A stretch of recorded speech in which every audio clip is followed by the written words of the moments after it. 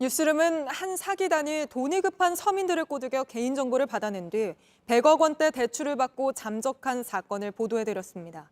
그런데 사기를 당한 금융회사는 서민들에게 돈을 갚으라며 소송을 낸 것으로 확인됐습니다. 일부는 카드와 통장이 막혀 신용불량자가 됐고 구경도 못한 돈을 어떻게 갚느냐고 하소연하고 있습니다. 먼저 강희연 기자입니다. 집안 곳곳에 빨간 딱지가 붙었습니다. 딸 결혼 자금이 필요했던 하 씨는 대출을 도와주겠다는 사기단의 말을 믿었습니다. 저도 몸이 안 좋은 상태에서 치고 남을 곳은 하나도 없잖아요, 돈이. 그 상태에서 그럼 어떻게. 사기단은 하 씨의 개인정보로 서류를 위조해 신한캐피탈에서 2억 900만 원을 대출한 뒤 사라졌습니다. 그런데 신한캐피탈은 사기단과 함께 하 씨도 고소했습니다. 사기단과 짜고 대출 사기를 벌였으니 돈을 갚으란 겁니다. 압류장이 날아왔고 곧 강제 집행을 앞두고 있습니다. 신한캐피탈은 이렇게 대출을 받아주겠다는 말에 속아 개인정보를 넘긴 57명을 모두 고소했습니다. 변호사 3명 샀으니까요. 법적으로 하세요. 이러고 끊어버려요. 상대도 안 연락해서. 카드와 통장 사용도 막혔고 신용불량자가 된 사람도 있습니다. 그리고 카드가 1개월, 2개월 때 정지되고 할 때마다 저들은 가슴이 찢어지고. 신한캐피탈은 해당 고객들이 통장을 사기단에 넘긴 건 사실이라고 소송 이유를 밝혔습니다.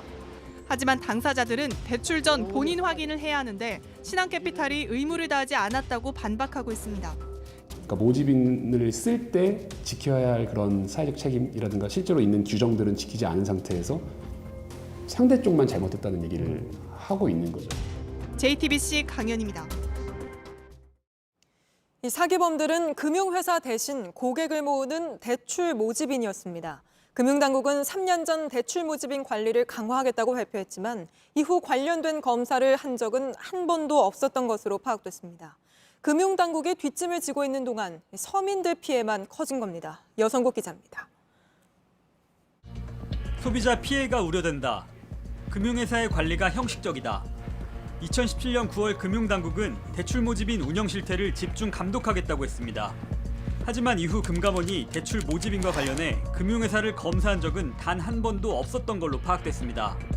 금감원은 우선 금융회사가 대출 모집인을 자체적으로 감독해야 한다는 입장입니다. 하지만 대출 모집인 관리가 안 되는 금융회사를 어떻게 할 것인지에 대해선 제대로 답하지 못했습니다. 2017년 발표 이후 특별한 후속 조치가 없던 점도 일부 인정했습니다. 이번 대출 사기에 대해서도 아직까지 별 조치가 없습니다. 수사 결과에 따라서 이제 필요한 부분의 조치는 그때 내용을 보고 취할 수 있다. 금전적인 다툼이 있었을 때는 그 부분을 이제 분쟁이익을 신청을 해서.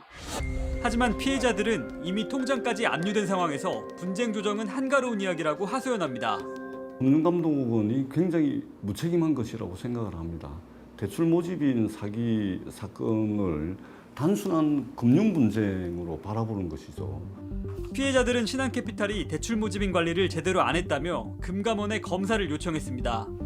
JTBC 여성국입니다.